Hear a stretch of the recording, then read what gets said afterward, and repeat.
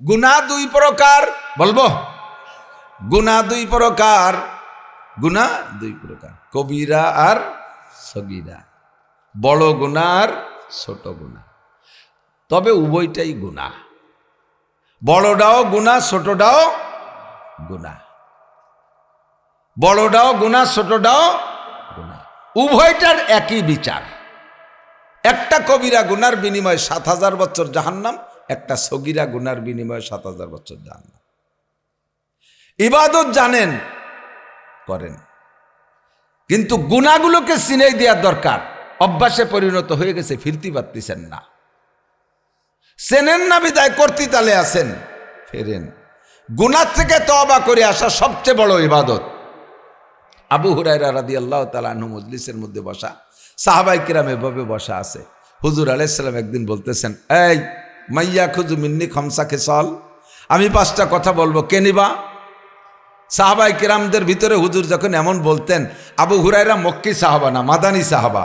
হুজুরের 9 বছর নবুয়তি পাইছে আবু হুরায়রা, কিন্তু 9 বছরে যা সংগ্রহ করছে 23 বছর ধরে সাহাবায়ে কিরামদের ভিতরে অনেকে তা সংগ্রহ করতে পারেনি।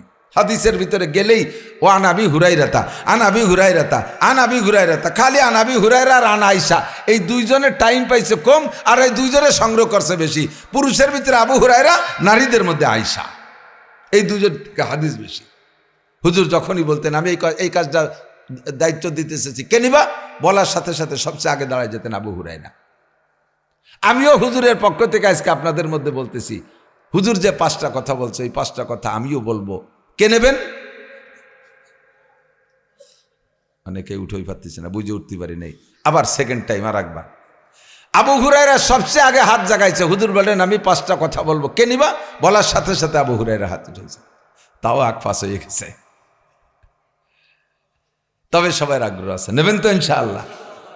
হুজুর বললেন ফাখাজা, আবু হুরায়রা ফাখাজা বিয়াদি, বলে হুজুর আমার হাত ধরছে, ফাদ্দা গুন্না ফিহা, আর হাতের মধ্যে 5টা গুনিয়ে দিছে, হাতের মধ্যেই 5টা, এক হাতে কয় আঙ্গুল? 5 আঙ্গুল। আমাদের দেশে এই আঙ্গুলটার এক তর্জমা, বিদেশে এই আঙ্গুলের আলাদা তর্জমা। বহির্বিশ্বে এই আঙ্গুল, এক আঙ্গুল দেহানু মানে গুড, আর 2টে দেহালি মানে ভেরি গুড। আর আমাকে দেশে এক আঙ্গুল দেহালি, এক ঘুষি, 2টে দেহালি মাথা ফাটাফাটি লেগে যায়। এ দেশে তর্জমা আলাদা। বুড়ো আঙ্গুল মানে বুড়ো আঙ্গুল না, বুড়ো আঙ্গুল মানে অন্য কিছু, তা কোয়া গেল না, ঠিক না? এই বলেই গ্যাঞ্জাম লেগে যায়। তো হুজুর মনে হয় বাংলাদেশের হিসেব করেই বলছে যে এইটার মধ্যে বিপদ। এজন্য হুজুর সর্বপ্রথম বলছেন ইত্তাকিল মাহারিমা তাকুন আবাদান নাস। নামাজ পড়ে বড় আবেদ হওয়া বহুত বড় কঠিন। রোজা বেশি রাইকে সবচেয়ে বড় আবেদ হওয়া, এটাও বড় কঠিন। বেশি তিলাওয়াত করে পাল্লা দিয়ে কে কারছে বেশি তিলাওয়াত করে বেশি করতে পারবা, এই তিলাওয়াতের মাধ্যমে বড় আবেদ হওয়া কঠিন। দান খয়রাতের মাধ্যমে সবচেয়ে বড় আবেদ হওয়া কঠিন, কারণ তোমার চাইতে বহুত দান করনেওয়ালা বেশি থাকিও যাইতে পারে। কতক্ষণ? দানের মাধ্যমে বড় আবেদ হওয়া কঠিন। তাহাজ্জুদ ইশরাকাবিন চাষের মাধ্যমে বড় আবেদ হওয়া বড় কঠিন। বেশি বেশি জিকিরের মাধ্যমে বড় আবেদ হওয়া কঠিন। বেশি বেশি তবলিগ করার মাধ্যমে বড় আবেদ হওয়া কঠিন। বারবার হজ উমরার মাধ্যমে বড় আবেদ হওয়া কঠিন। সবচেয়ে বড় আবেদ হওয়ার জন্য সবচেয়ে সহজ সবক হলো ইত্তাকিল মাহারিমা তাকুন আবাদান নাস। তুমি দুনিয়ায় জানা যত হারাম কাজ আছে, যত হারাম কাজ আছে, কুরআন সুন্নাহ যাকে হারাম বলে, এই হারামগুলো কবিরা গুনাহ। এই কবিরা গুনাহগুলো যদি তুমি ছেড়ে দিতে পারো, তাহলে তুমি হবে সবচাইতে বড় আবেদ। কারণ নেকির কাজ করা অত কঠিন না, গুনাহ ছাড়া যত কঠিন।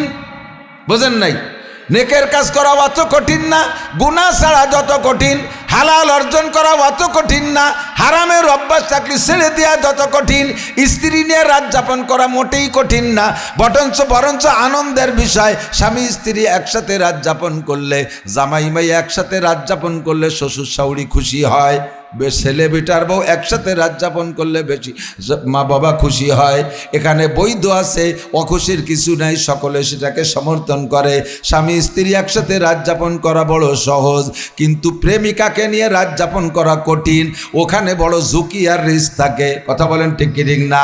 যদি কাহারে একবার প্রেমের অভ্যাস হয়ে যায়, অবৈধ যৌন চরিতার্থ করার অভ্যাস হয়ে যায়, ঘরে তার বিশ্ব সুন্দরী বউ থাকলেও আর প্রেম করছে এক আলকাতরাতুন্নিসার সাথে, যার সাথে প্রেম করছে আলকাতরাতুন্নিসা, বুঝলেন তো? মানে আলকাতরা মার্কা চেহারা, নাম তার কাজলি কাউসার মতো চেহারা, অথচ তার সাথে প্রেম করে সেই জায়গায় সময় নষ্ট করে। ঘরে যদি প্রিয়াঙ্কা চোপড়া বিশ্ব সুন্দরী বউও থাকে, তখন ওই বউর সাথে সম্পর্ক ভালো থাকে না, বউর সাথে মজা পায় না, অবৈধ জায়গায় মজা পায়। কারণ আন্নাসু হারিসুন ফিমা মুনিয়া, মানুষের ওই জিনিসের প্রতি লোভ বেশি হয় যার থেকে তাকে নিষেধ করা হয়। নিষিদ্ধ জিনিসের ভিতরে তার লোভ বেশি হয়। কথা কোন ঠিক কি ঠিক না? মধু খাওয়া সহজ, এই মধু খাওয়া সহজ, কিন্তু মদের অভ্যাস থাকলে সেখান থেকে ফিরে আসা কঠিন। যদি কের মদ খাওয়ার অভ্যাস হইয়া যায়, তার সামনে ডাব্বা ডাব্বা মধু দিলেও ফিরে তাকায় না। মদ কোন জায়গা আছে কোনা কানার মধ্যে সেই দিক চাইয়ে থাকে। হারামের থেকে ফিরে আসা বহুত বড় কঠিন। যাদের ঘুষ খাইয়ে অভ্যাস হয়ে গেছে, বেতনের টাকায় জীবনেও তারা তৃপ্তি পাবে না। কথা বলেন ঠিক কি ঠিক না? বেতন কালেকশন করা সহজ, অনায়াসে অ্যাকাউন্টে ঢুকে যাচ্ছে, মাসের শেষে যে বের করে নিয়ে আসবো। কিন্তু ঘুষের যদি অভ্যাস থাকে, ওই ঘুষে এক চাটা না দিয়ে পারবে না। কুত্তরে বিরিয়ানি খাতি দেন আর যা খাতি দেন, ও ফেরিও গুপ আলি এক চাটা দেবেই। কথা কয় না? ঠিক কি ঠিক না? বাংলাদেশের আমলা অফিসার যারা আছে, এদেরকে আমলা কয়, সরকারি কর্মচারী কর্মকর্তা। 10 লক্ষ টাকাও যদি বেতন দেন, 1 কোটি টাকাও যদি আমলাদের বেতন ধার্য করেন, তবুও তারা ঘুষ খাবেই খাবে। আসতে কয়, প্রমাণ আছে না নাই? লক্ষ লক্ষ কোটি কোটি টাকা ওদের চরিত্র হারাম খাইতে খাইতে নষ্ট হয়ে গেছে। শাহ আব্দুল কাদের জিলানী রহমাতুল্লাহ আলাইহির আব্বাজির কিসসা। আব্দুল কাদের জিলানী রহমাতুল্লাহ আলাইহির আব্বাজি নদীর পাড় দিয়ে হাঁটতেছে, দেখে একটা বড়ই ভাসিয়ে আসে। উনি চিন্তা করলেন, এমন সুন্দর বড়ই নদীতে ভাসমান, এর তো কোনো মালিক নাই, তাহলে বড়ইটা নষ্ট করবো কেন, আমি খেয়ে ফেলি। উঠাইয়া বড়ইটা খাওয়ার পরে আল্লাহর বান্দার চেতনা ফিরিয়ে আসে। আরে কপাল, কার গাছের বড়ই খালাম, না খেয়ে না বলে কেন পরের গাছের বড়ই খাইলাম? তাহলে দেখি বড়ই কোত্থেকে আসে, বড়ই গাছের মালিকরে পাই নাকি, মালিকের কাছে সমাধান করে নেব, হারাম খাবো না। খুঁজতে খুঁজতে কত দূর গিয়ে দেখে গাছের নদীর পাড়ে ওই বড়ইর গাছে, ওই বড়ইরই গাছ, ওই গাছ নদীর পাড়ে কাইতেওয়া রইছে, হেলে আছে, গাছে অনেক বড়ই, এই ওই বড়ই আর এর বড়ই একই বড়ই। উনি বুঝলেন যে এই গাছের বড়ই পানিতে পড়ছে, তাই আমি খাইছি। এবার লোকের কাছে জিজ্ঞেস করলেন বড়ই গাছের মালিককে, চিনেই দিলেন এই বাড়ির রমক বুজুর্গ পিসা হুজুর সুফি সাহেব এই বড়ই গাছের মালিক। যাইয়া হজরতের সাথে সাক্ষাৎ করে বিনয়ের সাথে মুসাফা করে বলতেছে, হজরত, আপনার গাছের একটা বড়ই আমি পানিতে প্রায় 5-7 কিলোমিটার দূরে নদীতে ফেলার উপায় আমি খেয়ে ফেলাইছি। হজরত, আপনার গাছের ফল আমি না বলে খাইছি, আমারে ক্ষমা করে দেন, নইলে এর বিনিময় যা হয় আপনি নিয়ে নেন। বুজুর্গ কয়, মনে মনে ভাবতেছেন, আরে আমার গাছের বড়ই তো আমি খাইতেই পারি না, এমনই তো নদীতে পড়ে যায়, বেশি বেশি চলে যায়, মানুষে পেড়ে খায়, আজও পর্যন্ত কোনো বড়ই খাওয়ালা আসলো না। একটা বড়ই খাইয়ে এই যুবক আমার কাছে ক্ষমা চাইতে আসে, নিশ্চয়ই যুবকের মধ্যে মাল আছে, যুবকের মধ্যে মাল আছে। আর এই মালটারেই তো আমি খুঁজতেছি, মাইয়ে বিয়ে দেবো কার সাথে, ভালো একটা ছেলে পাইতেছি না, এমন একটা মাল খুঁজতেছি, পাইছি যখন এবার অ্যারেস্ট করে ফেলবো। সেম কোয়ালিটি হযরত মুসা আলাইহিস সালাতু ওয়াস সালাম। মুসা নবী আলাইহিস সালাতু ওয়াস সালাম ফিরাউনের ভয়ে চলে গেছে মাদায়েন, যাইয়ে দেখে মাঠের ভিতরে মানুষে গরু ছাগল উট দুম্বা ঘোড়া গাদা ভেড়া চড়াইতেছে, আর ওখানে একটা ইন্দারা কূপ আছে, বড় ওজনওয়ালা একটা বালতি, ওই বালতি দিয়ে পানি উঠাইয়া যার যার উট দুম্বা ঘোড়া গাদারে খাওয়ায় চলে যাচ্ছে। হযরত শুআয়ব আলাইহিস সালামের 2টি মেয়ে জায়গা, ওরা 2 বোন ছাগল চড়াইতেছিল। সবাই পানি খায় চলে গেছে। লাস্টে বড় একখান পাথর ওই ইন্দিরা কূপের মুখে ঢাকনার মতো দিয়ে গেছে। ওই পাথর না সরাইয়া দুই বোন পানি উঠাইতে পারবে না। বালতিটাও বড় ওজনওয়ালা বালতি, দুই বোন পারবে না। অন্যদিন মানুষে পানি খাওয়ায়, তাদের ছাগলের সাথে ওরা দুই বোনও খাওয়ায় চলে আসে। আজকে আর তারা খাওয়াইয়া ওনার ওই দুই বোনের ছাগলটা পানি খাওয়ানোর মতো পানি অতিরিক্ত রাখে নাই।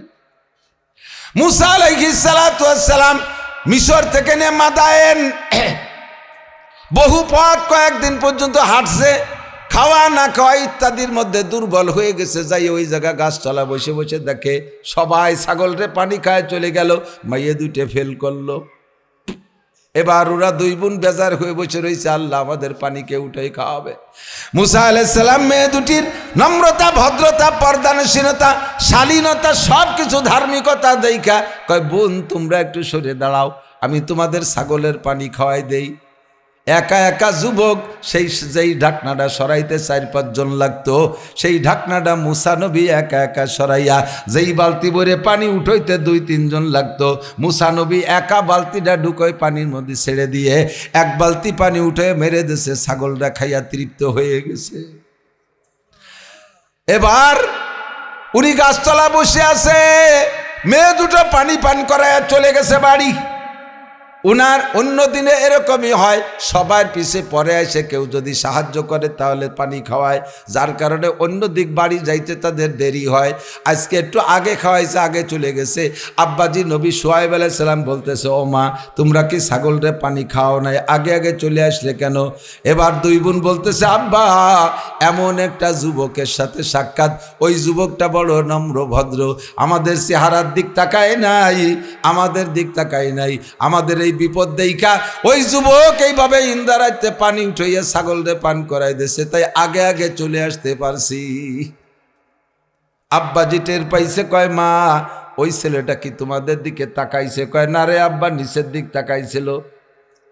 এত বড় খেদমত করতে পারলে এই বিপদ মুহূর্তে যুবক মানুষ যার ভরা যৌবনে ভরা, সেই মেয়েদের থেকে কোনো না কোনো ইন্টারেস্ট অর্জন করার প্রস্তাব দিলেও দিতে পারতেন। কতক্ষণ কোনো কিছু করেন নাই। শুনে শুআয়ব আলাইহিস সালাম বলে, মা ছেলেটা কি ও জায়গা আছে না চলে গেছে? কয় দেখলাম তো গাছতলা বসা। ও মা যাও ওই ছেলেটারে ডাইকে নিয়ে এসো। পাঠাইছে ওনার বড় মেয়েটাকে, যাও তুমি যাও, বাপের বুঝ হয়ে গেছে কাজ হবে, মাল পেয়ে গেছি, মেয়ে বিয়ে দেওয়ার মাল। যে মেয়েটারে বিয়ে দেওয়ার মতো সিয়ানা সাবালেক বড়টা ওইটারেই পাঠাইছে। আগের বার তো ছাগল চড়ানে চেয়ারাইছিল, এবার কয় মা একটু পরিষ্কার পরিচ্ছন্ন ভালো কাপড়টা পরে একটু কায়দা হয়ে যাও। ও মা রাস্তায় চলার সময় তুমি সামনে থাকবা আর ওই যুবকটারে পিছে রাখবা, তুমি আগে হাঁটবা, রাহবার তো তুমি, সে তো আর আমাকে বাড়ি চেনে না। আল্লাহু আকবার। এরপরে পরীক্ষা করবা ছেলেটা কি বলে। মেয়েটি যে বলছে, ভাইজান আমার আব্বাজি নবী হযরত শুআয়ব আলাইহিস সালাম আব্বাজি আপনাকে বাড়ি যাইতে দাওয়াত দিয়েছে। কয় ঠিক আছে চলো যাই, ক্ষুধা তো পেটতেই তৈ তৈ করতেছে, ক্ষুধার যন্ত্রণায় ভাবলেন যে গেলি কমপক্ষে 4টে খাতি দিলি তো দিতে পারে। এবার হাঁটা শুরু করছে, সামনে হাঁটতেছে মেয়েটি। মুসা আলাইহিস সালাম কয়, বোন রে তুমি সামনে হেঁটো না, তুমি পিছিয়ে এসে আমারে ডিরেকশন দাও। সামনে হাঁটলে একটা মেয়ের দিক নজর পড়বে, তার শরীরের গঠনের দিক নজর পড়বে। একজন যুবক মানুষ অবিবাহিত, মন নষ্ট হতেই পারে, তাই পর্দা করার সুবিধার্থে বললেন, বোন তুমি পিছিয়ে আসো।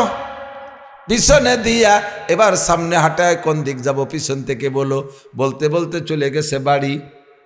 বাড়ি যাওয়ার পরে শুআয়ব আলাইহিস সালাম জিজ্ঞেস করছে, আব্বা মা তুমি ছেলেটারে কেমন পাইলা? কয় আব্বা জান সে লোকটা যুবকটা, আমি তো কোরআন শরীফের আমার আয়াত এখান থেকে স্মরণ নেই, মেয়েটি হলেন আমিন, বড় আমানতদার, নিরাপদ। ওই মেয়ে ছেলেটি আমাকে, ছেলেটা প্রথম আমাকে, আমি সামনে হাঁটে পথ দেখাচ্ছিলাম, কিছু দূর হাঁটার পরে 2-1 কদম হাঁটার পরে আমাকে পিছিয়ে দিয়ে সে সামনে হাঁটছে, বুঝতে পারলাম না ঘটনা কি। শুআয়ব আলাইহিস সালাম কয় মা বিয়ে দেওয়ার জন্য, তোরে বিয়ে দেওয়ার জন্য যেমন ছেলে খুঁজছি সেই ছেলেই আল্লাহ মিলাই দিছে, আমানতদার। বাড়ি যাওয়ার পরে খানা দানা পরিবেশন, মেয়েরা বলতেছে, আব্বা যাকে আপনি প্রতিদান খানা দিলেন উপযুক্ত কর্মচারীকে আপনি খানা দিয়েছেন। এবার সোহেব আলাইহিস সালাম বলে, বাবা তুমি কোন বিপদের মধ্যে আসছো? সব বিস্তারিত শুনাইলেন। কয় এই জায়গাটা নিরাপদ জায়গা, আমি সোহেব নবী, এ জায়গা ফিরাউন কেন, ফিরাউনের 14 গোষ্ঠীর আসার ক্ষমতা নাই, তুমি নিরাপদে থাকো। তবে শর্ত হলো এই বাড়ি থাকবে, আমার মেয়েরাও তো থাকবে, একসাথে একটা যুবক থাকবে, আমার 2টা মেয়ে থাকবে। তুমি এর মধ্যে বেপর্দার সমস্যায় পড়ে যেতে পারো। তোমার থেকে পর্দা করা আমার স্ত্রী আমার মেয়ে সকলের উপরে ফরজ। তোমারে কিছুটা সহজ করে দেই বাবা, তুমি আমার এই মেয়েটারে বিয়ে করো। মুসা আলাইহিস সালাম বললেন, বিয়ে করব তো আমার কাছে দেনমোহরের টাকা নাই। কয় দেনমোহর টাকা দিয়ে বা যে কোনোভাবে পরিশোধ করা যায়। তুমি যদি আমার এই ছাগল 8 বছর অথবা 10 বছর, 8 বছর যদি চড়াই দাও তাতেও দেনমোহর পরিশোধ হবে, আর যদি মনে চায় 10 বছর থাকলেও থাকতে পারো। মুসা আলাইহিস সালাম কয় ঠিক আছে, বিয়ে রাজি আছি। বিয়ে হয়ে গেল, দেনমোহর পরিশোধ করলেন, 8 বছর ছাগল চড়াইয়া, এরপরে আরো 2 বছর অতিরিক্ত থাকলেন। সামনে লম্বা কিসসা যাব না, সেম ওই লোকটা যাইয়া বলছে, হযরত আপনি আমার বড়ই খাওয়ার গুনাহ ক্ষমা করে দেন, নইলে বড়ের বিনিময় নেন। মুরব্বী বলতেছে, বাবা রে, বড়ইর এই বিষয় কি বলা হয়, বড়ই খাইছে ক্ষমা করতে পারবো না, শর্ত হলো আমার মাইয়ে বিয়ে করতে হবে। সোহেব আলাইহিস সালাম, আল্লাহ, আমার মেয়ে বিয়ে করতে হবে। এখন কয় যে মেয়ে বিয়ে করবো, আপনার মেয়ে তো দেখি নেই। কয় দেখা লাগবে না, আমার মেয়েটা অন্ধ, আমার মেয়েটি কালো, আমার মেয়েটি খুড়া, আমার মেয়েটি বুবা। ছেলে কয় আমার জন্য কত সুন্দরী সুন্দরী হ্যান্ডসাম মেয়ে আমার আব্বা মা দেখছে, সব বাদ দিতে আপনার কালা মাইয়ে, খোড়া মাইয়া, আপনার বুবা মাইয়ে বিয়ে করব। তবুও রাজি আছি যদি আপনি আমার বড়ই খাওয়ার গুনাহ মাফ করে দেন। বিয়ে হয়ে গেল, বড়ই খাওয়ার গুনাহ মাপের বিনিময় ঘরের মধ্যে বাসর ঘরে ঢুকই দেশে, যাইয়ে দেখে বউ ঘরে বসা, সাদার কি রূপসী তার চাইতে সুন্দরী। ঘরে এক নজর দিকে বেরোয়েছে, কয় মুরব্বী, আব্বা জান আপনি যেই মেয়েটা আমার সাথে বিয়ে দিয়েছেন সেই মেয়েটা তো ঘরে নাই। আপনি বললেন কালো একটা মেয়ে, ঘরে তো চাঁদের চাইতে উজ্জ্বল একটা মেয়ে, আমি তো ঘরে যে সেই বউটা যেটা আপনার থেকে বিয়ে করছি সেটা তো পেলাম না। কয় বাবা ওইটাই আমার কালো মেয়ে। কয় কালো বললেন কেন? কয় আমার মেয়েটাকে দুনিয়ার কোনো আলোতে কোনো দিন দেখে নাই, অন্ধকারে থাকে, তাই আমার মেয়েটা কালো বলছি। মেয়েটির তো সুন্দর 2 হরিণের মতো ভাষা চোখ দেখলাম, আপনি যে বললেন অন্ধ। আমার মেয়েটা 10 বছরের পরে দুনিয়া দেখে নাই, বাহিরের কোনো কিছু দেখে নাই, তাই আমি বলছি আমার মেয়ে অন্ধ। বাবা অরিজিনাল আমার মেয়ের চোখ আছে। আপনি তো বললেন খুড়া, সে তো দেখি সুন্দর পায়ে হাঁটে। কয় আমার মেয়েটা ঘর থেকে কোনো দিন বাহিরে যায় নাই। তোমাদের দেশের মাইয়েরা যেমন রমজান আসলি মার্কেটে ফিল্ডিং করে বেড়ায়, আমার মেয়েটা ওইরকম কোনো দিন ফিল্ডিং মারে নাই। কক্সবাজার, কুয়াকাটা, করমজল, সুন্দরবন কোনো পার্কে যাই নাই, বাড়ি বাড়ি ভোট চাইয়ে বেড়ায় নাই আমার মেয়েটা এজন্য খুড়া ঘরে বসা। আমার মেয়েটা বুবা বললাম এজন্য দুনিয়ার কোনো পুরুষের সাথে বাইরের কোনো মানুষের সাথে কথা বলে নাই। বুবারা যেমন বলে না, আমার মেয়েটা এরকম বলে না। শুরু হয়ে গেল দাম্পত্য জীবন। আল্লাহু আকবার। ওই দম্পতিতে আল্লাহ পাক যেই সন্তানটা দিয়েছে সেই সন্তানটা হলো বড় পীর আব্দুল কাদের জিলানী। আর বড়ই এর টাইনে দিলি চপা চপসা মানুষ শুরু করে দেন। কার কাছে টাইনি দিচ্ছে শুনছেন? আল্লাহে, আমার একটু মেয়ে ছিল, মেয়েটা 10 বছর হয়েছে বয়স, বছর 3 বয়স। আমার বাড়ির পাশে আমার শাস্ত্র ভাইয়ের বাড়ির একটা আম গাছ আছে রাস্তার পাশে। 3 বছর আমার মেয়েটার বয়স, হাঁটতে পারে, একটু কথা বোঝে, একটু কুড়াকুড়ি বোঝে। ওই আমার বাড়ির থেকে বেরোয় এসে রাস্তার পর একটা পাকা সুন্দর টলটলি হলুদ একটা পাকা আম পাইছে ওই গাছে। ওই আমটা ও কুড়াই দিয়ে ওই আমওয়ালা বাড়ি ওর শাশি হয় যে করছে, কাকি আপনাদের আম, কাকি আপনাদের আম, বেশি ক্ষতি হতে না, ছোট মানুষ তো অটুক মানুষ যদি একটা আম কুড়োই নেয় বাড়িওয়ালা কি তাই রাহে? আম্মু তুমি নিয়ে যাও, তুমি নিয়ে যাও। কারণ না আমাদের অনেক গাছ, আমাদের অনেক আম আছে, এটা আপনাদের গাছ। উনি রাখবে না আর ও আনবে না, লাস্টে উঠোনে ফেলাইতে চলিয়েছে। কেন খাবেন? ইত্তাকিল মাহারিমা তাকুন আবাদ আবাদান নাস, জবানরে হেফাজত করো। নবী পাক বলেন মাইয়াজমাল্লি মা বাইনা লাহিয়াইহি ওয়া মা বাইনা রিজলাইহি আজমাল্লাহুল জান্নাহ। ও যুবক, আবাল, বৃদ্ধ, বনিতা, নারী আর পুরুষ, দুইটি অঙ্গের হেফাজত করো, দুইটি অঙ্গের পাহারাদারি করো, আমি নবী তোমার জান্নাতের জামিন হইয়া গেলাম। কন্যা সুবহানাল্লাহ। নবী পাক যদি আমার আপনার জান্নাতের জামিন হইয়া যায়, আল্লাহর কসম আমার আপনার জান্নাত নিয়ে কোনো টেনশন করা লাগবে না। অঙ্গ দুইটি হলো মা বাইনা লাহিয়াইহি ওয়া মা বাইনা রিজলাইহি। একটা অঙ্গ হলো দুই মাড়ির মাঝখানে নরম অঙ্গ জিহ্বা, আর একটা অঙ্গ হলো দুই রানের মাঝখানে ছোট্ট অঙ্গ নরমগা। নরম একটা অঙ্গ সরমগা। এই দুই নরমরে গরম হতে দিও না, এই দুই নরমরে নরম রাখো, দুই নরমরে হেফাজত করো। জিহ্বাও নরম, সরমগাও নরম। কতক্ষণ হুজুর বলেন জির মহাসগীর অজুর মহাকবির। এই অঙ্গ দুটো দেখতে ছোট, বডিতে অনেক ছোট, কিন্তু এর অন্যায় আবার সবচেয়ে বড়। কতক্ষণ জিহ্বের অন্যায় সবচেয়ে বড়, জিহ্বের অন্যায় সবচেয়ে বড়। আল্লাহু আকবার। এই বাংলার জমিনে অনেক কিছু করছে, কেউ কিছু কথা এমন কিছু অ্যাকশনে যাতে পারি নাই। বাস্তব বলে দিচ্ছে দোস্ত, তৎকালীন প্রধানমন্ত্রী জননেত্রী শেখ হাসিনা কত কথা কইছে, অত উল্টো অ্যাকশন হই নেই। একটা কথায় মারিয়ে দেশে এই নরম জিব্বেটা যখন গরম হয়ে গেছে, কয় মুক্তিযোদ্ধার বাচ্চারা চাকরি পাবে না, চাকরি পাবে কি রাজাকারের বাচ্চা। এই কথা বলার সাথে সাথে সারা বাংলাদেশ গরম হইয়া গেছে। কতক্ষণ ঠিক না? যারা হাতুসিনানে লাহাল তিয়ামু ওয়ালা ইয়ালতামু মা যারা হাল্লেসানু আসবারায়ে নরম গুপ্তান সুজ্জবাবে উস্তখা গোস্তগু গুপ্তগুয়ে লামুলায়েম নিস্তেকারে আকেলা। সব অঙ্গের মধ্যে হাড় আছে, আল্লাহ জিব্বের মধ্যে হাড় দেয় নাই। কেন জিব্বের হাড় দেয় নাই? জিব্বেরে নরম রাখছে এই জন্য, যাতে জিব্বে নরম নরম জিব্বে দে নরম নরম কথা বলবা। কিন্তু সেই জিব্বে এমন গরম মার দেয়, দাউদে কোপ দিলি কাইটা যায়, সেলাই দে মলম দিলি সাইরে যায়। কাশি দে কোপ দিলি কাইটা যায়, সেলাই দে মলম দিলি সাইরে যায়। জিব্বে নরম দে কোপ দিলি এমন কাটা কাটে, মরণকাল পর্যন্ত তার দাগ মেটে না। কথা ঘন্টি কিলিং না, আগুন জ্বইলা যায়। এই জিব্বের হেফাজত করো। জিব্বে হারাম দিও না, মধ্য টাকা দিও না, ঘুষো টাকা দিও না, সুদে টাকা দিও না, চুরামাল জিব্বে দিও না, হারাম কিছু জিব্বে দিও না। জিব্বেটার হেফাজত করো। ও যুবক, জিব্বের গুনাহ করো না। ইনতাল তানিবু কাবায়ের, যদি তুমি কবিরা গুনাহ থেকে বাঁচতে পারো, আল্লাহ কয় নুকাফির আনকুম সাইয়্যাতিকুম, তোমার জীবনের সমস্ত সগীরা গুনাহ আমি আল্লাহ বিনা তওবায় ক্ষমা করে দেব। কন্যা সুবহানাল্লাহ। তুমি কবিরা গুনাহ থেকে বাঁচো। বড় বড় কবিরা গুনাহ এই দুইটি অঙ্গ থেকেই হয়।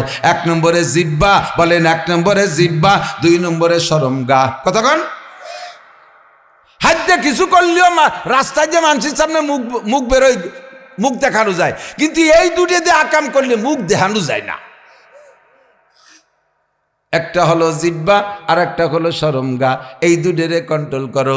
আজমাল্লাহুল জান্নাহ, তোমার জান্নাতের জামিন হইয়া গেলাম। এক নম্বরে ইত্তাকিল মাহারিমা তাকুন আবাদান নাস, যত হারাম আছে ছেড়ে দাও, তাহলে হবে সবচেয়ে বড় আবেদ। আবু হুরায়রার কথা মনে আছে নাকি? পাঁচটার এক নম্বর হলো ইত্তাকিল মাহারিমা তাকুন আবাদান নাস, যত হারাম আছে ছেড়ে দেন। বাবা আজকে একটু তওবা করেন, শুধু ওয়াজ শুনে শেষ করে দিয়েন না, মনের থেকে প্রতিজ্ঞা করেন আর জীবনে হারাম খাবো, হারাম বলবো, হারাম বলবো না, হারাম খাবো না। জিব্বের দুই কাম, জিব্বের অন্যায় দুই জায়গা। হারাম খাবো না, হারাম বলা যাবে না, তওবা করা যাবে না। খাইয়েন না, বেশিক্ষণ খাতি পারবেন না, বেশিক্ষণ খাতি পারবেন না। যত বেশি খাবেন তত তাড়াতাড়ি খাওয়া বেড়ে হয়ে যাবে। হয় কি, এক সময় 2 কেজি রসগোল্লা খাতাম, এখন মিষ্টির দোকানের সামনে দিয়ে আটলেও ডায়াবেটিস 28। ওই সময় জম্মের খা খাইছেন, এই জন্য আমরা খাতি পারতেছেন না। আমি সারা জীবন মিষ্টি খাই, 56-57 হয়ে গেছে বয়স, সেই ছোটবেলার থেকে খাই। তবে মিষ্টির খুব লোভী আমি। খাবারের শেষে মিষ্টি যদি গাড়ির সে খাতি না দেয়, ওই যাইয়ে দোকানেতে একটু গুড় কিনে খালিও খাই। আমার মিষ্টির এত লোভী, কিন্তু অনেক খাই না, অল্প অল্প খাই। আল্লাহর রহমতে এখনো খেয়ে যাচ্ছি। আমার আব্বা 100 বছর বেঁচে গেছে, 100 বছর পর্যন্ত মিষ্টি খেয়ে গেছে। এবং এমন মিষ্টি খাইতেন, অনেক খাইতেন না, খাইতেন কম, কিন্তু খুব কড়া মিষ্টি খাইতেন। পাটালি গুড় খাচ্ছে, তা মিঠে না বলে জোলা গুড় দিয়ে মাহাই খায়। পাটালি গুড়, পাটালি গুড় মিঠিয়ে না, জোলা গুড় দিয়ে মাহাই খায় পাটালি গুড়। 100 বছর খেয়ে গেছে, প্রথম সময় বেশি খাবা, শেষে আর খাইতে পারবা না। ইত্তাকিল মাহারিমা তাকুন আবাদান নাস, যত হারাম আছে ছেড়ে দাও, তাহলে হবা সব চাইতে বড় আবেদ। কথা কন আল্লাহু আকবার। আল্লাহ পাক বলেন গুনাহ দুই প্রকার, কবিরা আর সগীরা। ভাগ করে দেই, গুনাহ দুই প্রকার, কবিরা আর সগীরা। এক নম্বরে কবিরা গুনাহ মানে বড় গুনাহ, সগীরা গুনাহ মানে ছোট গুনাহ। কিন্তু দুইটাই গুনাহ, দুইটাই নাফরমানি। এক একটা গুনাহ সগীরা হোক আর কবিরা হোক 7000 বছর জাহান্নাম। বলবেন যে হুজুর তা কবিরাও 7000 সগীরাও 7000, তাই ক্লাস করা ভাগ করার দরকার কি? আপনি কোন এই 1 কেজি গু বাংলায় না করলি হয় না? 1 কেজি গু নাপাক না? একটুক গু তো নাপাক না? হ্যাঁ, সগিরে গু, সগির মানে ছোট। তো অনেকখানি পায়খানাও যেমন নাপাক, অল্প একটু পায়খানাও তো কবিরা গুনাও কবিরা গুনা, সগিরা গুনাও গুনা। আর একটু কই, 4 হাত লম্বা একটা কেউটে সাপে কামড় দিলি মানুষ মরে। একটা 1 বিঘেতে একটা কেউটো সাপের বাচ্চায় কামড়ালি তো মরে না? ওদের সগিরে সাপ মরে। তো কবিরে সাপে কামড়াইলেও মরে, সগিরে সাপে কামড়াইলেও মরে। ওর কামড়ও যে টাইমে মরে, এর কামড়ও সেই টাইমে মরে। কাজেই কবিরা গুনাহ 7000 বছর জাহান্নাম, সগিরা গুনাহ 7000 বছর জাহান্নাম। তবে আল্লাহ পাক বলেন আমি কবিরা গুনার দায়িত্বটা তোমাদের ঘাড়ে দিচ্ছি, আর সগিরা গুনার দায়িত্ব আমি নিচ্ছি। একই শাস্তি, তবে সগিরা গুনার দায়িত্ব আমার কাছে। আমি তোমার জীবনের সমস্ত সগিরা গুনাহ মাফ করে দেব যদি তুমি ইনতাজতানিব কাবায়ের, কবিরা গুনার থেকে যদি তুমি বেঁচে থাকতে পারো।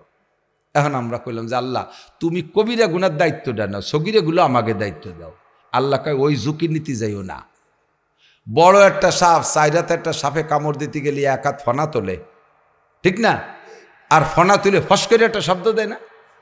তো সাপটা বড় হলি ফনাটা বড় হয়, ফসটা শব্দ হয়, কানে আসে, চোখে পড়ে, দেখে জাম করে লাভ দিয়ে সরিয়ে যাওয়া যায়, আত্মরক্ষা করা যায়। আর একটুক একটা সাপ, ছোট সাপ, ওর ফনা ওই বা কি, ও দেখাও যায় না, হোসই বা কি, ও জুতোর মধ্যে ডুয়ে বসে থাকতে পারে, মুজার মধ্যে ডুয়ে বসে থাকতে পারে, জাঙ্গের তলে পেঁচায় থাকতে পারে, বালিশির তলে যে থাকতে পারে, জামার হাতের মধ্যে পেঁচায় রয়েছে, সময় মতো মারি দেবে, শীতে পড়ে যাবা। ওর হাতের তো বাসা বড় কঠিন না? এই সগিরা গুনাগুলো এরকম মোড়ে মোড়ে ভেসে ভেসে ডুয়ে রয়েছে জাঙ্গির মধ্যে, লুঙ্গির তলে, এ জায়গা ও জায়গা, ওতে বাসা বড় বড় কঠিন। ওই জন্য ওদের দায়িত্ব আমি নিলাম। তাহলে আল্লাহ ভালো কাজ করছে না? আর বড় বড় কবিরা গুনাহ ফনা তুলবে, দেখবা লাভ দিয়ে সরে চলে যাবা। কাটাগড় যাওয়া বড় কবিরা গুনাহ, কাটাগড় মেলায় ওটা ফস করে রয়েছে, দেহে লাভ দিয়ে সরে যাবা, কাটাগড়ে যাবা না। এ দেখা যাচ্ছে, হতে কর না কেন? উলাকান্দি বড় কবিরা গুনাহ, যাবা না। সুদ কবিরা গুনাহ, ঘুষ কবিরা গুনাহ, জিনা কবিরা গুনাহ, ব্যভিচার কবিরা গুনাহ, মদ কবিরা গুনাহ, গাঁজা কবিরা গুনাহ, ইয়াবা কবিরা গুনাহ, মিথ্যা কথা কবিরা গুনাহ, গীবত শিকায়ত কবিরা গুনাহ, এগুলো সব বড় বড় কবিরা গুনাহ। এ মাথা উঁচু করার সাথে সাথে লাভ দিয়ে সরিয়ে যাবা। এক জায়গা বইছে দেখেন, বাংলাদেশের 4 দোকান, 4 দোকানের 2টা উপাধি। 4 দোকানের একটা হলো 4 দোকান হলো দারুল ইফতাহ। আপনারা পাবলিকরা টের পান নাই, উলামায়ে কেরাম বলছে দারুল ইফতা বলে যেখান থেকে ফতোয়া দেয়া হয়। যত 4 দোকান আছে ওই জায়গা থেকে ফতোয়া সাপ্লাই হয়। ও জায়গার মুফতিকে কোনো মাদ্রাসায় পড়া লাগে না, বিড়ি খাতিবাল্লি হয়। আমি বসে রয়েছি, আমার কাছে মশলা জিজ্ঞেস করছে, আমি ভাবতেছি কিভাবে কব, একটু কায়দারি করতে হবে। এর মধ্যে দেয় দিচ্ছে বিড়ি খা মুফতিরা পকা ভক, বিড়ি দুমার মশলা বক বক করি বাজছে। মুফতি আজম দারুল ইফতা 4 দোকান। আর হলো এই 4 দোকানের নাম রাখছে মিনি সংসদ ভবন। ওই জায়গা বসে যা প্ল্যান প্রোগ্রাম দেয় রাষ্ট্র সেই কায়দাই চলে। দেখছেন না কত বড় বড় বুদ্ধিমান। পেটের মধ্যে জাল খাও দিলে একটা আলিফ বাইরোয় না, বুমা মারলে একটা অক্ষর বাইরোয় না, বকলমে বুতা টিপস হয়ে যায় দলিলি, সে ওই জায়গা বসে হাসিনে খালেদারে বুদ্ধি দেয়, ঠিক না? ওই জায়গা বসে দুনিয়ার গীবত শিকায়েত একেবারে 14 গোষ্ঠীর হুজুর দলা, হুজুর খালি দলা, কিচ্ছু না ভিতরে। এই যে দাঁড়াইছে হুজুররা, সেনো হুজুরকে, হুজুর গো জিব্বের পানি সামলাতে পারলো না, এমনি তারা খাইছে, তাই হুজুর রান সামলাতে পারে, তাই নিজের রানের সংসদে যে গেলবে বলি এই যে দেহ হুজুর লালা ভালা পেয়েছে এই 4 দোকানে। কথা কন সত্যি কি সেই জন্যই ঠিক না এই কথা কয় বলে ঠিক? এই কথা সাত দোকানে হয় কি হয় না? হুজুররাও জিব্বের বাড়ি সংসাদে যাবে, টোন মারিয়ে কার লোভ হয়েছে। সাবধান, নো টক বাট উস্কুত, জবানটা কন্ট্রোল করেন। সাবধান, কি বলতেছেন একটু হিসেব করে বলেন। ইন্না বাদাত যান্নি ইসমুন, বেশিরভাগ অধিকাংশ ধারণাগুলো গুনার দিকে নেয়। ধারণা করে যে কথা বলে, ধারণা মনে হয় এরকম হতে পারে, মনে হয় এরকম হতে পারে। যত রাজনীতি পচা দরবার সব ধারণার উপরে নির্ভর করে চলতেছে, কথা বলেন ঠিক ঠিক না? আর ধারণা বেশিরভাগ গুনার দিকে টেনে নেয়, ধারণাগুলো গুনার দিকে। আমার বাড়ি একবার, আমার ফ্যামিলি সচরাচর যাইতে পারে না, বাড়ি সবসময় মেহমানতির থাকে। আমার আব্বা মা অসুস্থ ছিল, যার কারণে আমার ওয়াইফ খুব একটা বাপের বাড়ি যাইতে সুযোগ পায় না। আর বড় ছেলেটা প্রতিবন্ধী, এর নিয়ে যাওয়া কঠিন। ছেলে মেয়ে বেশ অনেকগুলো, ছোট মোটো নিয়ে কয়জন বেশি, ওরা এক ঘরে থাকে, আমি চাই আর এক ঘরে। এক সপ্তাহ পর যখন আমার ফ্যামিলি বাড়ি আসছে, আসার পরে বাড়ি এসে ওরা চলে গেছে, আসার পরে ঘর ঝাড়ু দিয়েছে, সারা ঘর লাল টকটকিয়ে। যত পানি দেয় তত বাড়ে, যত ঝাড়ু দেয় তত বাড়ে। এই হয়ে গেছে কাম। এখন সন্দেহ শুরু হয়ে গেছে। ওদের মুরব্বীর সাথে একটু কেমন কেমন ভাব আছে, ওরা মনে হয় তদবির করছে। এই সিন্দুর বিন্দুর ভরিয়ে থুয়ে গেছে। আস্তে আস্তে আমার পেট খারাপ, বাড়ির সবাই এই পাতলা পায়খানা, গুড়ি পুড়িয়ে যায়, জ্বর, ঠান্ডা কাশ, মরি ভাব। পরে গেলাম কবিরাজের কাছে, কবিরাজও সোহেমুই কয়ে দিল যে দুইটা ছেলে আপনার ঘরে ছিল, ওরা শ্মশানের থেকে এই পোড়ামাটি টাটি নিয়ে আর ঠাউর বাড়ি থেকে সিন্দুর ভরিয়ে নিয়ে ঘরে দিয়ে দিয়েছে সব জায়গাতে। কাজেই আপনারা এক সপ্তাহ বাঁচতে পারেন বেশি বেশি। আমি তো একটু ফিরেন দেন, কেন ফিরানোর সময় নেই। যা সন্দেহ করতেছি কবিরাজে তাই লাগাই দিছে। এখন তো মরা ছাড়া উপায় নাই, তো মরে যাবো বলে হেরাম বানতেছি, ঘর বাড়িগুলো সাফ সুতরা করতেছি। এর মধ্যে দিয়ে যে ঘরের মধ্যে ইন্দুর মরা গন্ধ, এই মরা ইঁদুর সাফ করতে যদি মাছার পর গেছি, যে এই যে মাছার গোলা ছিল, দানের গুলা, দান খালি হয়ে গেছে। তো ইন্দুর একটা দান পান খাইয়ে দেন খালি হয়ে গেছে, ওর মধ্যে পড়িয়ে মরি রয়েছে। ওই মরা ইঁদুর ফেলাতে যাইয়ে দেখি আমার ঘরের ওই স্কাটিংয়ে যে রং দিছিলাম, সেই স্কাটিংয়ে রং দেওয়ার পরে একটুক রং থেকে গেছিলো টুল্লায়, ওইগুলার মধ্যে ধুয়ে দিছি। সেই রং ইন্দুরি কাটে হুটোইরে তল দিয়ে ফেলাইছে, তাই ঘর ভরে ছড়াইছি। বা সব জায়গায় এখন কবিরাজি সিন্দুর ছড়াই গেছে। এতদিন পর্যন্ত এই সন্দেহ করছি আর মরার জন্য রেডি হয়ে গেছি, অথচ এই সিঁদুর ওরা না, ইঁদুর আমারই সিঁদুর, আমার সিঁদুর ইঁদুরই কাটিয়ে নিচে বেলায় দিয়েছে। তাই ঘর ভরে বাহাই রয়েছি। যখন এটা উদ্ঘাটন হয়ে গেছে, আর কোনো তাবিজ কবজ লাগে নাই, সুস্থ হয়ে গেছি। খুঁজে দেখেন, এরকমই বেশিরভাগ মানুষ সম্পর্কে। ও মনে হয় এই করতেছে, ও মনে হয় এই করতেছে, ও মনে হয় এই করতেছে, মনে হয় করে করে, অথচ সে কিন্তু তার দ্বারেও নাই। এই সন্দেহ করে আপোষে গেঞ্জাম ফাসাদ বাদাতি তালে আসি। এগুলো কবিরা গুনাহ। এগুলো কি কবিরা গুনাহ? এগুলো কি কবিরা গুনাহ? তো কবিরা গুনার ভিতরে সেরা কবিরা গুনাহ তিনটে। এক নম্বর নাম্বার 1 শিরিক, 1 নম্বরে শিরিক, 2 নম্বরে কুফর, 3 নম্বরে বেদাত। 3 নম্বরে বেদাত। শিরিক, আল্লাহর সমকুটি আর একজন আল্লাহ আছে, এর নাম হলো শিরিক। এটা আমরা করি না, এটা আমরা করি না। কিন্তু আরেকটা শিরিক হলো শিরিক ফিস সিফাত। আল্লাহর গুণের সাথে অন্য করে গুণী মনে করি। খাওয়ায় আল্লাহ, পড়ায় আল্লাহ, বাঁচায় আল্লাহ, শান্তি দেয় আল্লাহ, অশান্তি দেয় আল্লাহ। এসবগুলো কার দায়িত্ব? কার দায়িত্ব? আল্লাহর দায়িত্ব, ঠিক না? আমরা এই নির্বাচনে নেতাদের সামনে নিয়ে অমুক মার্কায় দিলে ভোট শান্তি পাবে দেশের লোক, বোতল মার্কায় দিলে ভোট বোতল খাবে দেশের লোক। বোতল চেনেন তো? মালের বোতল।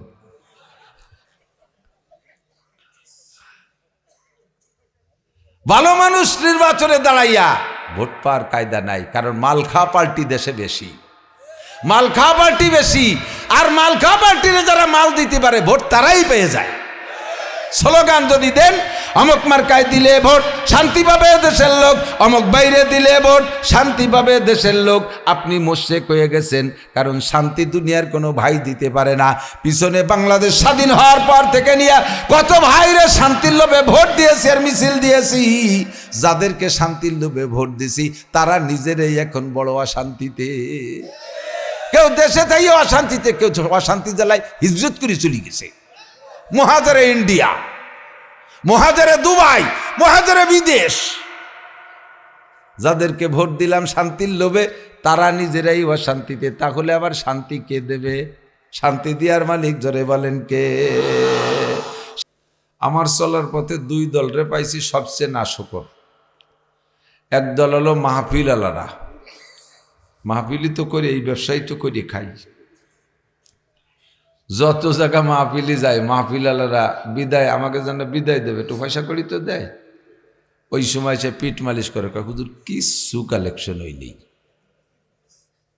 যা দিছি আলহামদুলিল্লাহ শুকর আদায় করেন, ফিরে এবার আসলে জম্মের দেয়া দেব।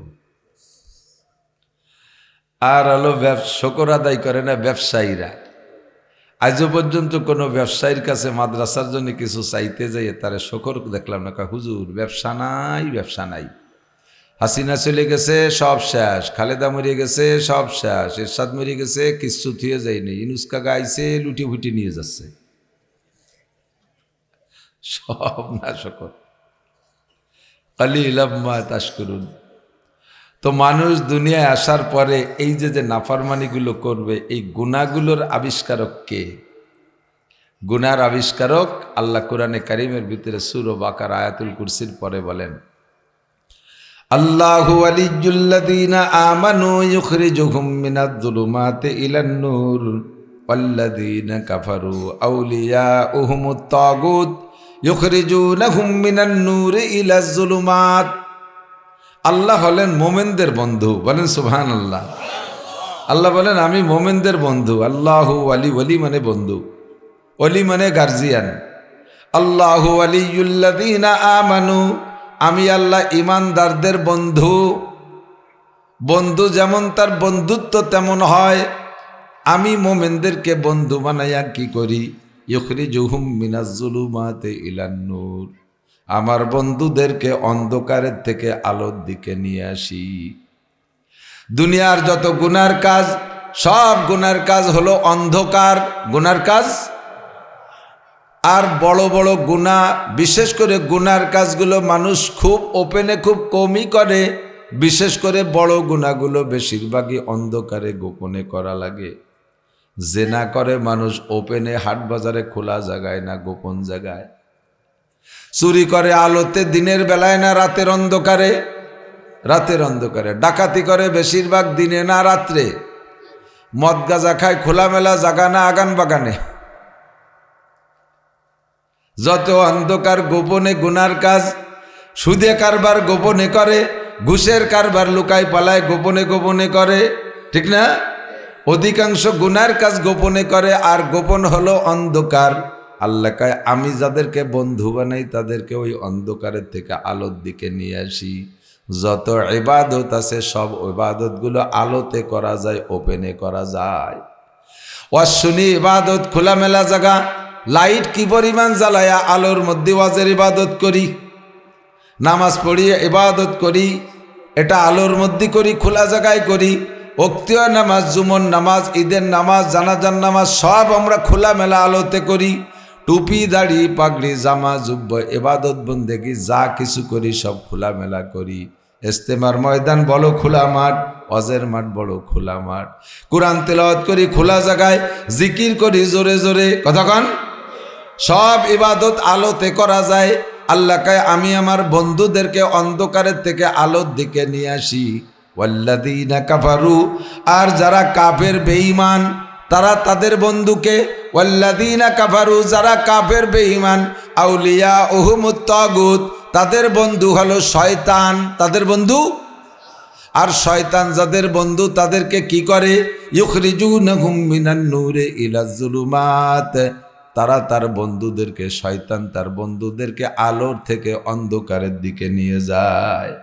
নামাজের থেকে বেনামাজের দিকে নিয়ে যায়, হালাল খাওয়ার থেকে হারামের দিকে নিয়ে যায়, ব্যবসার থেকে সুদের দিকে নিয়ে যায়, বেতনের থেকে ঘুষের দিকে নিয়ে যায়, বিবাহ শাদী বাদ দিয়ে জেনার দিকে নিয়ে যায়, ওয়াজ শোনার থেকে গানের দিকে নিয়ে যায়, মসজিদ থেকে মন্দিরে নিয়ে যায়, ইস্তেমার মাঠ থেকে কাটাগড় আর উড়াকান্দির ময়দানে নিয়ে যায়, কতক্ষণ? ঈদগাহ থেকে দুর্গা পূজা, কালী পূজা, সরস্বতী পূজা, লক্ষ্মী পূজার দিকে নিয়ে যায়, হালাল ভোট দেওয়ার থেকে হারাম ভোটের দিকে নিয়ে যায়, কতক্ষণ? শয়তানের কাজ হলো সে তার বন্ধুদেরকে আলোর থেকে অন্ধকারের দিকে নিয়ে যায়। শয়তান আল্লাহর সাথে কন্ট্যাক্ট করে আসে, আল্লাহ তুমি যদি আমার 4টি রাস্তা খোলা রাখো, তোমার একটা বান্দাকে আমি জান্নাতে যাইতে দেব না। সুম্মা লা উগবিয়ান্নাকুম আজমাইন, সবগুলোকে গুমরা বানাইয়া অন্ধকারের ভিতর দিয়ে আমি জাহান্নামে পৌঁছাইয়া দেব। আল্লাহ পাক রব্বুল আলামিন বলে, শয়তান তুই 4টে দিক চেয়ে নিছিস। বান্দারে ধোঁকা দেওয়ার জন্য 4 দিক, মনে রাখেন কয় দিক? সামনে, পিছনে, ডাইন আর বাম, 4টে দিক। আল্লাহ কয় তুই 4 দিক চাইছিস, 4 দিকের অনুমতি দিলাম। 2 দিক চাইস নাই, উপর আর নিচেই চাইস নাই। কতক্ষণ? 4 দিক চাইছিস, উপর দিক আর নিচের দিক চাইস নেই। ও ভুলিয়ে চাই নেই না কি জানি তা জানি, ও তো ভুলা মানুষ, ব্যক্তি না, ওর কপাল খারাপ তাই ও চাই নেই।